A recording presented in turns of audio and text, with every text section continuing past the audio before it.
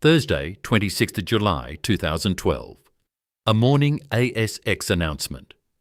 Caltex Australia, half owned by American Chevron, announces it will close the Kurnell oil refinery on the southern shore of Botany Bay. Julian Segal, the CEO, calls it a difficult decision. 330 employees will lose their jobs. As many as 300 contractors will follow them out the gate. The refinery has operated for 58 years on 174 hectares of the Kurnell Peninsula, the same headland where Captain Cook's Endeavour landed in 1770. The headland Australians call the birthplace of modern Australia. The Sutherland Shire's largest employer for 6 decades. The refinery that supplied Caltex servos from Bondi to Bourke. The plaque had been unveiled by New South Wales Premier J. Cahill in 1956. An American capital decision ended Australian oil refining at Kurnell in a single ASX line on a Sydney winter morning. Chapter 1. The Plaque on the Peninsula, April 1770. Captain James Cook's Endeavour drops anchor on the southern shore of what Cook will name Botany Bay. His landing party comes ashore at Kurnell. It is the first sustained European contact with the eastern Australian continent. The Sutherland Shire calls Kurnell, to this day, the birthplace of modern Australia. Australian textbooks for 2 centuries call it the same. 1951. 181 years later. The Caltex Oil Company, a joint venture of 2 American giants, Standard Oil of California and the Texas Company, formally approaches Sutherland Shire Council with a proposal. They want to build a major refinery on the Kurnell Peninsula. Sutherland Shire Council refuses consent. The minutes record the grounds. The refinery would be built on the consecrated landing place of Captain Cook, and the impact on the existing fishing community would be severe. The council says no. The state government overrides the council. In 1952, the New South Wales government grants approval and instructs the Cumberland County Council to redraw the peninsula's zoning. Within 12 months, what had been a fishing village's protected coast became zoned heavy industrial. The land arrangement was later codified in the Australian Oil Refining Agreements Act 1954, with a formal land agreement dated 16th of June 1954, recorded in New South Wales legislation. A Caltex subsidiary called Australian Oil Refining Proprietary Limited, AOR, takes possession of 174 hectares, 430 acres, on the headland Australians call the birthplace of modern Australia. If you watched our Wunderlich video, you know that Patten, an Australian community body, says no. A higher tier of government says yes. The factory is built, February 1956. The refinery is commissioned. New South Wales Premier Joseph John Cahill, known as J. Cahill, travels to Kurnell to officially open the plant. He is escorted on the inspection tour by Milton Lipp, the company's managing director. Premier Cahill unveils a plaque. The photograph is in the Getty Images archive. The original press caption records the scene exactly, the Premier inspecting part of the Australian oil refinery with the managing director of the company during a tour of inspection of the refinery after the Premier had unveiled the plaque. The exact day of the ceremony in February 1956 is not in the open public record we could verify. What is on the open record is the plaque, the Premier, the Managing Director, the photograph, and the headland. The Sutherland Shire Council had warned in 1951 that they should not build an oil refinery on the place where Cook first stepped ashore. The state of New South Wales had overruled them. The refinery was about to run for 58 years. Chapter 2. 3,000 men, 1 Belgian dredge. December 1953. Construction begins. The build cost is approximately £12 million. an enormous figure for an Australian industrial project in 1953. At peak construction, 3,000 men worked the site. The headline of the Inverell Times on 29 October 1954, preserved in the National Library of Australia's Trove Archive, reads exactly: 3,000 workmen constructing oil refinery at Kurnell. The works are larger than anything Sydney has seen from private industry. Swamps drained, scrub cleared, water mains laid, sewerage trunks dug, 56 storage tanks built. The Sutherland Shire Environment Centre, in its pictorial history of Kurnell, records the result in one line. This was the largest petroleum installation built in New South Wales by private enterprise. The Kurnell fishing village in 1953 has no road. The only access from Cronulla is a sand track partly flooded at king tides. The refinery cannot be built on a sand track, so Caltex builds the road. It is the road still in use in 2026. It is called Captain Cook Drive. Australia's oldest contact site, given its first proper bitumen road by an American oil company, so that American oil could be refined on the spot where Cook first landed. The submarine pipelines are the engineering. The crude is to arrive by ship at the Banks Meadow Oil Terminal on the northern shore of Botany Bay and travel underwater across the bay floor to Kurnell. A Dutch dredging crew is contracted. They bring a Belgian dredge, nicknamed 211, reportedly the largest dredge in the world at the time. The dredge cuts a trench across the bed of Botany Bay. The submarine pipes are laid. Many of the Dutch workers stay on after the job ends. They settle in the Sutherland Shire. They found a Dutch community there that still endures. If you watched our Dick Smith video, you'll remember how the Ashfield AWA factory was built by Australian women on a Sydney production line. Kurnell is the post-war Australian equivalent. Same era, same scale of physical workforce. Australian and Dutch hands, building the largest fuel installation the state had ever seen. By February 1956, the refinery is processing crude. The wharf exceeds 1 kilometre in length. Initial throughput is approximately 22,000 barrels per day, processing Middle Eastern crude. The Sutherland Shire archives at the State Library of New South Wales hold construction photographs by George Blundell. The name of the principal construction contractor for the refinery itself is not in the open record we could verify. What is in the open record is the scale: 3,000 men, 1 Belgian dredge. Captain Cook Drive paved in time for the refinery gates to open in 1956. Chapter 3. The refinery that built the Shire. The refinery grew. In 1964, a major expansion added a lube oil plant and catalytic reforming, lifting capacity toward 90,000 barrels per day. In 1973, a new plant was completed to refine Bass Strait crude, the oil discovered off the coast of Victoria, the domestic Australian feedstock that should have been Kurnell's structural foundation for the next 4 decades. At its closure era peak, Kurnell processed approximately 125,000 barrels of crude a day. The trades were what you expect from a working refinery: fitters, boilermakers, electricians, instrument technicians, process operators.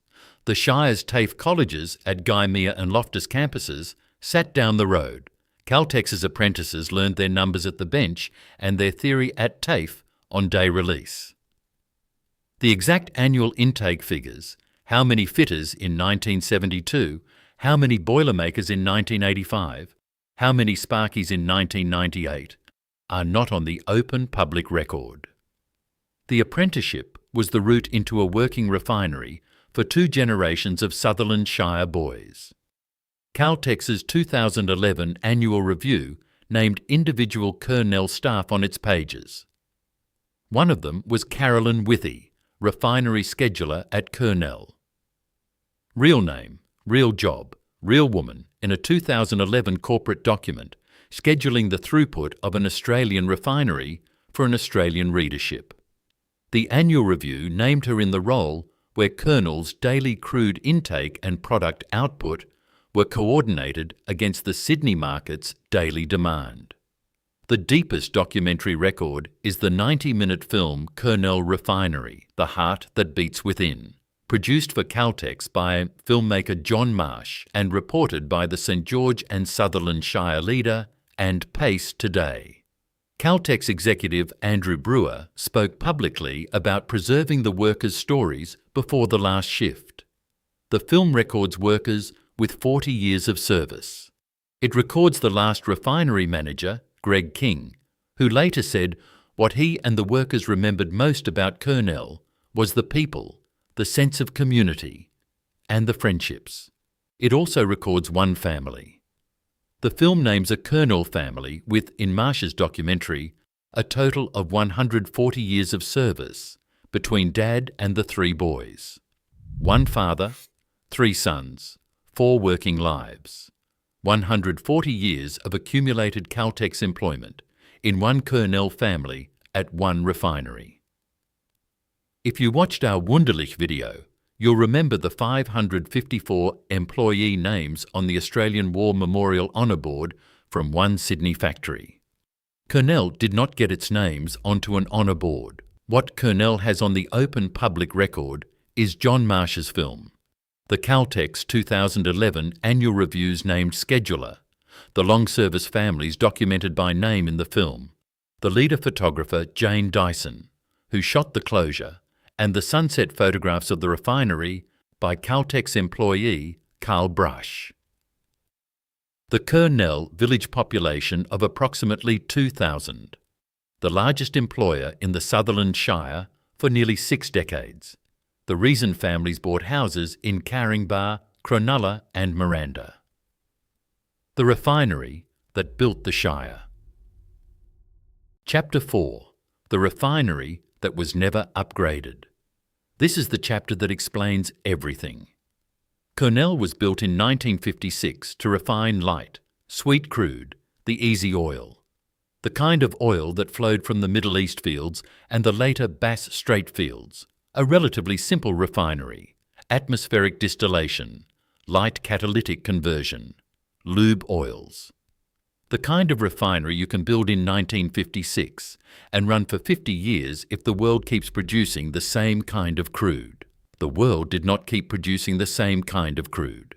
Through the 1990s and the 2000s, the cheap oil increasingly became heavy, sour crude, high in sulfur, denser, harder to process. The competitive modern refineries in Singapore and South Korea and India were built or upgraded with deep conversion units, cokers, hydrocrackers, full desulfurization trains. They could buy the cheap heavy crude on the world market and convert it profitably. Kurnell could not. Caltex's own 2012 annual report on the public record states it plainly. Our refineries in their current configuration are disadvantaged and relatively small compared with the modern, larger scale and more efficient refineries in the Asian region. This disadvantage has been exacerbated by the impact of the ongoing strength of the Australian dollar and increasing costs of refining in Australia. The company was honest about the problem. They were not honest about how it got there. Kurnell had been an American-owned refinery, Standard Oil of California and Texaco's joint venture, for 56 years. Across that 56 years, the deep conversion units that would have made Kurnell competitive against the Asian refineries were never installed. By 2011, the contortions were getting visible.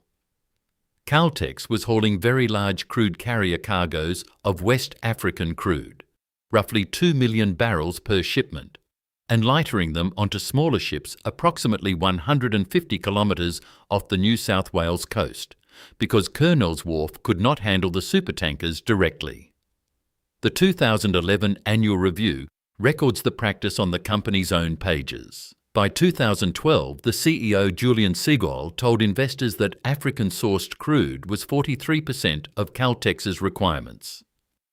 A low-complexity refinery, reaching across the planet for oil, is a refinery whose owners declined to fix its core design. The 2011 Caltex refiner margin averaged $7.98 per barrel, down from $8.39 the year before. The refining and supply business would later record an EBIT loss of $171 million for the 2013 year. If you watched our Holden video, you watched General Motors run an Australian operation for 86 years before walking away from manufacturing in 2017, a foreign parent that underinvested for decades, then exited when the bill came due. If you watched our Bedford video, you watched the same pattern. Kurnell is the oil industry version. The American owners underinvested for 56 years. Then they wrote a press release. Chapter 5. The Asian Mega Refineries. Roughly 10,000 kilometres northwest of Sydney, on the Gulf of Kutch in the Indian state of Gujarat, sits the Reliance Jamnagar Refinery Complex. Reliance Industries Limited, on its own corporate website, describes Jamnagar as the largest and most complex single-site refinery in the world, with 1.4 million barrels per day crude processing capacity and a complexity index of 21.1, the highest in the world. Refinery 1 at Jamnagar was commissioned in July 1999 with a nameplate of 660,000 barrels per day. The Special Economic Zone Refinery 2 was added in 2008 at 580,000 barrels per day. Combined nameplate capacity in 2026, approximately 1.24 million barrels of crude per day. Kurnell, at 125,000 barrels per day, was approximately 1/10 the scale of Jamnagar. The complexity index matters. The Nelson Complexity Index, the industry standard measure of a refinery's processing sophistication, rates Jamnagar at 21.1, the highest figure ever recorded for a single-site refinery. Higher complexity means more deep conversion units, more cokers, more hydrocrackers, more flexibility on the kind of crude the refinery can take in and the kind of product it can send out. Kurnell's complexity was a fraction of Jamnagar's. The Indian refinery could buy the cheapest, dirtiest crude on the world market and convert it profitably. Kurnell could not. Singapore's Jurong Island complex operates more than 1 million barrels per day across 3 main refineries. South Korea's Yeosu, home to GS Caltex, one of the largest refineries in Asia, anchors the country's refining export industry. India's Reliance and its export competitors combine cheaper labour, vastly greater scale, and the deep conversion complexity that Kurnell never possessed. The wage gap was real. The scale gap was real. The complexity gap was real. When Caltex announced Kurnell's closure on 26 July 2012, the company's stated plan for replacement supply named the source explicitly. Caltex would import refined product from Singapore, South Korea and India. The Oil and Gas Journal Trade Press recorded the named sources on the same day as the closure announcement. The official story is that the Asian mega-refineries killed Kurnell. The official story is half true. The Asian mega-refineries were real. They were big. They were cheap. They were modern. They existed. They did not close Kurnell. They did not sign the announcement. They did not sit on the Caltex Australia board. They did not own 50% of the company. The Asian mega-refineries existed in the world. The choice not to compete with them was made in a boardroom in Sydney by a CEO and a board that included American directors representing an American shareholder. The structural disadvantage was real. The decision to surrender to it instead of fixing it was a decision. That decision had a name. Chapter 6. Julian Segal and the board that sold. Julian Segal had been Managing Director and Chief Executive Officer of Caltex Australia since 2009. His background was technical and Australian-grade corporate. A Bachelor of Science in Chemical Engineering from the Israel Institute of Technology, the Technion. A Master of Business Administration from the Macquarie Graduate School of Management. Before Caltex, he had been Managing Director and CEO of Incitec Pivot from June 2005 to May 2009. Before that, 6 years at Orica, the Australian explosives and mining chemicals company. A chemical engineer with a Sydney MBA running an Australian-listed company. The company was Australian-listed. The company was not Australian-controlled. Chevron Corporation, the descendant of Standard Oil of California, the second largest US oil major, headquartered in San Ramon, California, owned 50% of the ordinary shares of Caltex Australia. The original 1936 Caltex joint venture had been formed between Standard Oil of California and the Texas Company. The stake had been consolidated in 2001 through the Chevron-Texaco merger, which combined the two original American Caltex parents into a single Chevron shareholding. Chevron held those shares from 2001 until March 2015, 14 years across the entire arc of Kurnell's decline. 50%, half the company. With the other 50% held by a public float of mostly small Australian shareholders, no other shareholder came close to Chevron's block. The Chevron half was the controlling half. Caltex Australia's 2012 annual report, in its corporate governance section on the public record, states the position. All decisions are made in Australia by the Caltex board. The annual report also discloses that on Chevron-related matters, supply agreements, related party transactions, the Chevron executive directors on the board leave the meeting and not participate in discussions or decisions. The exact number of Chevron-appointed directors on the 2012 Caltex board against independent directors is in the directors' register, and we do not state a count from open sources alone.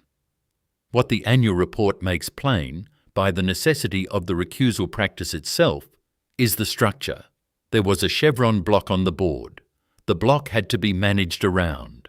The annual report says so. If you watched our Cottee's video, you watched the Cottee family sign their company over to American General Foods in 1966, in a willing transaction with a half-owner that became a full owner. If you watched our McCafferty's video, you watched an Australian board sign its own surrender papers. Kurnell is the oil version. A Sydney-based, Australian-led management team. A board with a 50% American shareholder. A recusal practice that admitted the conflict by its existence. A CEO with the engineering degree to fix the refinery if his board had wanted to fix the refinery. His board did not want to fix the refinery. His board wanted to convert it into a terminal that imported the fuel that Chevron, the 50% shareholder, would supply. Chapter 7. Thursday, 26 July 2012. Thursday, 26 July 2012. Sydney winter morning. The Caltex Australia. SX announcement is released to the market.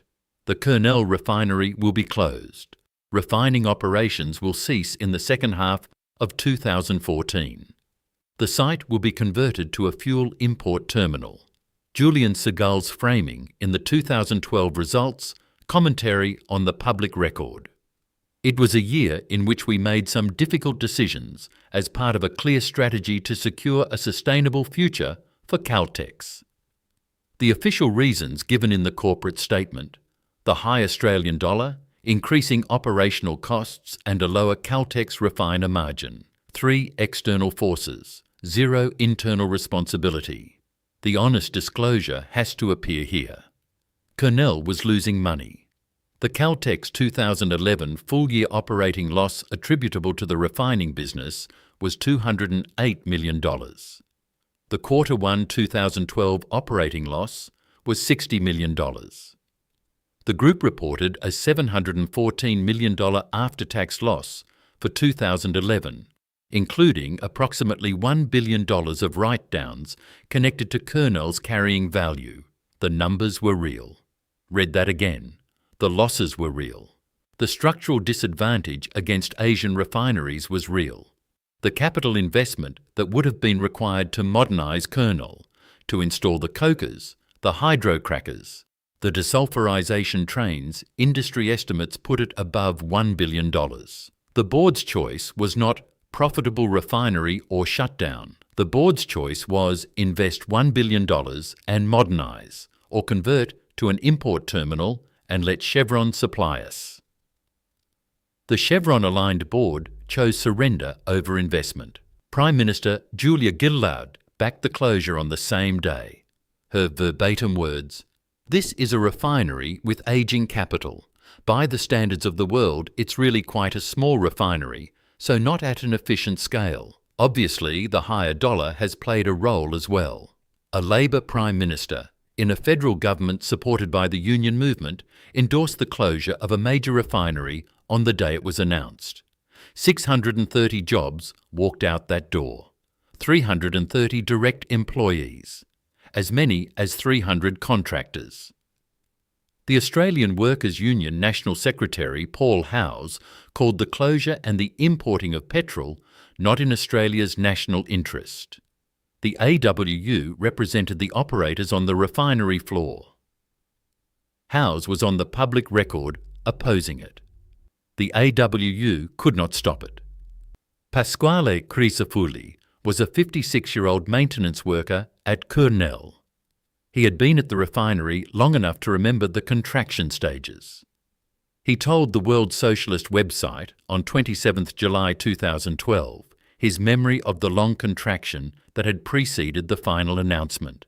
His verbatim words, "In 1998, they made half of the maintenance workers redundant. Then there was another wave of redundancies, and another after that. As of 2 years ago, Caltex has only kept 5 of their maintenance people, and the rest are contractors." An unnamed contract crane driver at the refinery on the same day told the same reporter, "This place has kept the Sutherland Shire going for many, many years. I can't believe the government won't step in and do something about it." The government didn't. Chapter 8. The Chevron Trick. In 2013, the year after the closure announcement, Caltex Australia incorporated a wholly owned subsidiary called Ampol Singapore. The purpose was to source imported refined fuel for the Australian market. Caltex revived the proud Australian-owned Ampol name, the brand from 1936 to 1995, for the subsidiary that would replace the refinery. The Caltex Australia 2013 annual report on the public record names the supplier. The verbatim language, "On behalf of Caltex, Ampol has entered into a long-term arrangement with Chevron to assist with the procurement and supply of imported refined fuels, with associated shipping services." Julian Segal said the same thing in his own words, in the 2013 results commentary. A fundamental element of this strategy was the successful negotiation of a long-term product supply and shipping agreement with Chevron for the procurement and supply of transport fuels such as petrol, diesel and jet fuel to supplement domestic supply. Read that again. The American multinational that owned 50% of Caltex Australia. The same Chevron whose recusal practice was disclosed in the 2012 annual report. The same Chevron whose American directors sat on the Caltex board through the closure decision. That Chevron, the 50% shareholder of the company that closed Kurnell, became the contracted long-term supplier of the imported fuel that replaced what Kurnell used to produce. The half-owner of the company that closed the refinery became the supplier to the company that closed the refinery. The cash that used to pay Australian fitters and boilermakers and process operators at Kurnell would now pay Chevron in long-term contracted dollars for refined product made in Asian refineries. The trade press recorded the contract. The annual report disclosed it. The CEO confirmed it. The arrangement was not hidden. The market noticed. CTX, the Caltex Australia ASX ticker, had traded in the teens, roughly $13 to $18, through 2012 and into 2013. On 4 September 2014, On a separate company-wide restructuring announcement that cut hundreds more jobs in marketing and head office, Caltex shares jumped 7.4% in a single trading day, taking the price to a record $27.45. The Australian Financial Review put the news on its front page. A record share price on the back of a job cuts restructuring announcement, while the Kurnell shutdown was less than 2 months away. The closure of Australian refining was good for the share price. The stock hit a record in 2014 as the refinery shutdown neared and the import terminal model became visible to investors. 630 livelihoods were being extinguished at Kurnell. The board's share price was climbing toward its all-time high. If you watched our Cotties video, you watched the General Foods deal extract a record price from an Australian family selling its company to a foreign acquirer. Kurnell is the public company version. Same trick, different decade. The shareholders got paid. The Shire did not. Chapter 9. The Last Shift. October 2014. The last process units at Kurnell were shut down. The refinery's 58-year life as an Australian oil refinery ended in that month. The exact day of the final shift scene is not in the public record we could verify. Industry sources record only the month and the outcome. Staffing at the site dropped from approximately 430 workers to approximately 100. The total cost of the closure and the conversion to an import terminal, as reported by the Oil and Gas Journal on 26 July 2012, quoting Caltex directly, was approximately 680 million Australian dollars. Roughly $430 million in shutdown and closure costs. Approximately $250 million in the conversion itself. The demolition was industrial scale. 14 process units were demolished. 4 power plants were demolished. 67 above and below ground storage tanks were demolished. All electrical services, all pipeways, all internal utilities were stripped. 112,000 tonnes of concrete were crushed and recycled as road base. 50,000 tonnes of steel were recycled. The leader recorded the total, 1.5 million man-hours of demolition work. The conversion ran from 2014 to May 2019. What was kept was selective. The wharf, the 1 kilometre wharf built in 1956 to receive crude. The tank farm, 750 million litres of liquid storage, the same tanks that had stored the refined product for distribution. The pipelines that fed the Sydney Basin and Sydney Airport. In 2026, the site is Australia's largest liquid fuel import terminal. It is operated by Ampol Limited, the rebranded Caltex Australia, and it employs approximately 100 staff and contractors. 630 in 2014, 100 in 2026. The site is not abandoned. That is the structural fact the script has to name. It would be cleaner in some ways if Kurnell were a ghost site, a demolished slab, an empty paddock, a fence, a weeded turnaround. It is not. The wharf still operates. The tanks still operate. The pipelines still run to Sydney Airport. Fuel still moves through Kurnell. The fuel does not come from Kurnell anymore. The fuel arrives by tanker at the same 1 kilometre wharf built in 1956 when Premier Cahill opened the refinery. The tankers carry refined product from Singapore, South Korea and India, and increasingly, under the long-term contract, from Chevron.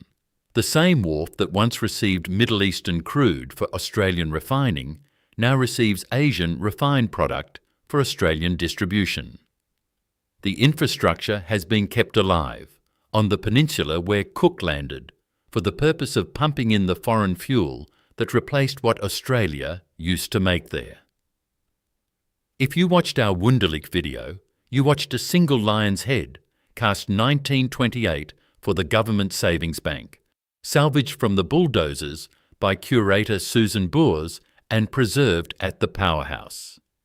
Kurnell's preserved artefact is the wharf itself, still operational. Still wet. Still receiving ships. The wharf survived. What it carries has reversed. Chapter 10. The 8 refineries that are too. Australia had 8 working oil refineries in the mid-2000s. Australia has 2 in 2026. The Clyde Refinery in Western Sydney, Shell-owned 80,000 barrels per day, closed in 2012 and converted to an import terminal. Shell killed Clyde. The Oil and Gas Journal on 26 July 2012 recorded the math directly. Kurnell at 125,000 barrels per day plus Clyde at 80,000 barrels per day represented 27% of Australia's then current refining capacity. In 1 year, from 2012 to 2014, more than a quarter of the country's refining capacity was either announced for closure or actually closed. Kurnell came next. Caltex killed Kurnell, announced 26 July 2012. Refining ceased October 2014. Bulwer Island Refinery, Brisbane. BP owned 102,000 barrels per day. BP announced the closure on 2 April 2014. The site stopped refining in mid-2015. Approximately 380 jobs went down to roughly 2025. BP killed Bulwer Island. Kwinana Refinery, Western Australia, BP owned, with capacity in the range of 138 to 146,000 barrels per day. Kwinana had been built by the Anglo-Iranian Oil Company and commissioned in 1955, roughly a year before Kurnell. Closed by BP in March 2021, the largest refinery in Australia, gone. Approximately 600 jobs, 400 staff plus 250 contractors, went down to roughly 60. BP killed Kwinana.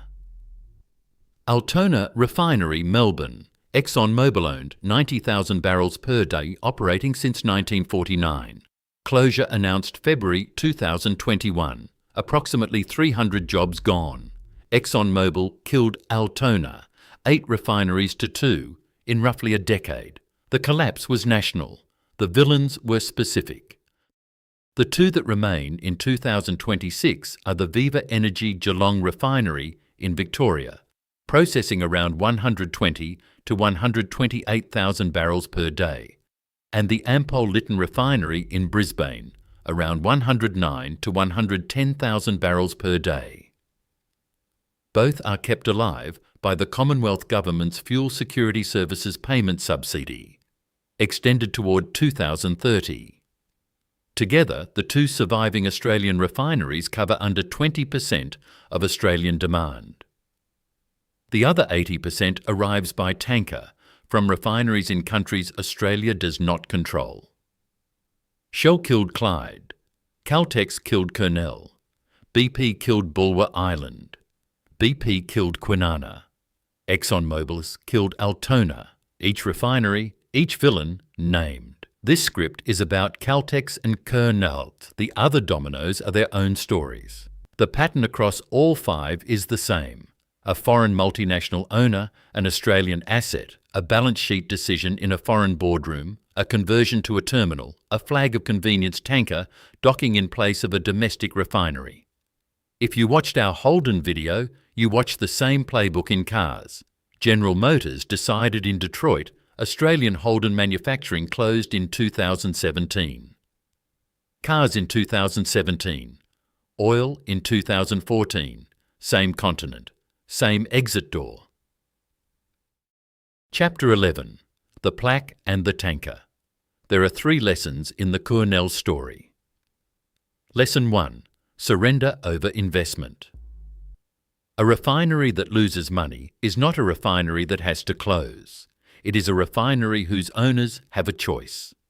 Modernise, install the deep conversion units, take the heavy crude, compete with Asia, or surrender, convert to a terminal, become a customer of your own foreign shareholder. Caltex's Chevron-aligned board chose surrender.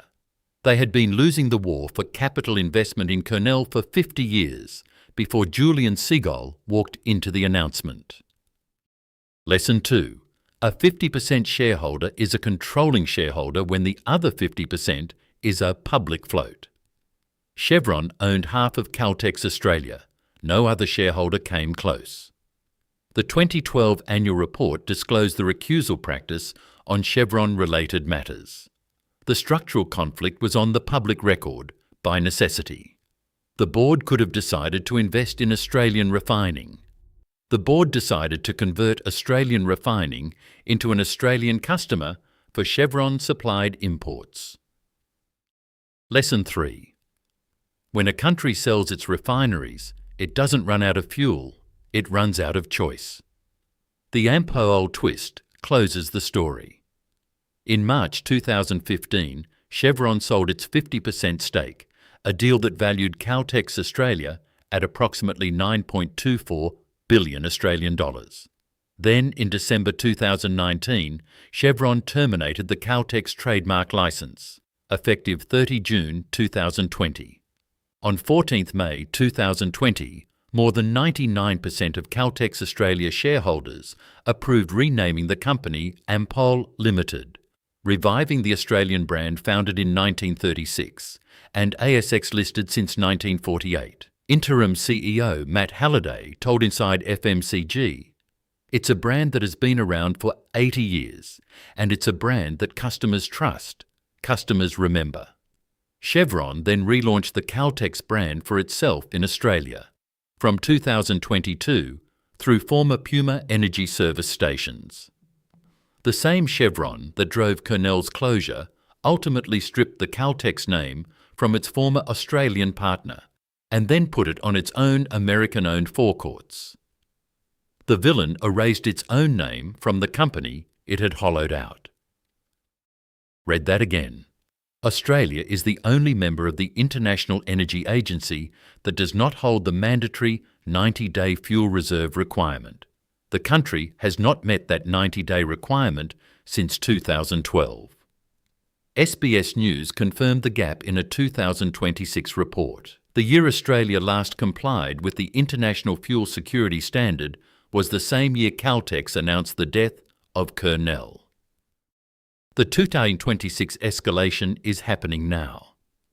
American Alcoa Corporation, headquartered in Pittsburgh, closed its 60-year-old alumina refinery at Kawainama, curtailed January 2024. Production ceased, June 2024, permanent closure announced by Executive Vice President and Chief Operating Officer Matt Reed. The Kawainama workforce went from approximately 800 at the start of 2024 to roughly 50 through 2025. An American multinational, a Western Australian industrial cornerstone. 6 decades of operation. Gone. The Geelong refinery had a fire. Energy Minister Chris Bowen called it, "This is a setback." Treasurer Jim Chalmers announced a fuel security and resilience package of up to $14.8 billion in the 12th of May 2026 federal budget, the single largest fuel sovereignty intervention in Australian peacetime history. The Commonwealth released 4.8 million barrels of emergency reserves on the 13th March 2026 during the Strait of Hormuz crisis. The ships still came. The next time, they may not. Stand on the Kurnell Wharf in 2026, the same wharf built in 1956, the year Premier Cahill opened the refinery and unveiled his plaque. The plaque's current location is not in any open record we could verify. What is in the open record is the wharf itself. A foreign flag tanker docks, the fuel comes off into the same pipelines that once moved Australian refined product. Captain Cook's Endeavour landed on this peninsula in 1770. 3,000 Australian workers, alongside the Dutch dredging crew, built the refinery here in the 1950s. An American boardroom decision closed it in 2012. Asian refined fuel arrives at the same wharf in 2026. This is not just the story of Kurnell. It is the story of what a country gives up when it gives up the right to make its own fuel.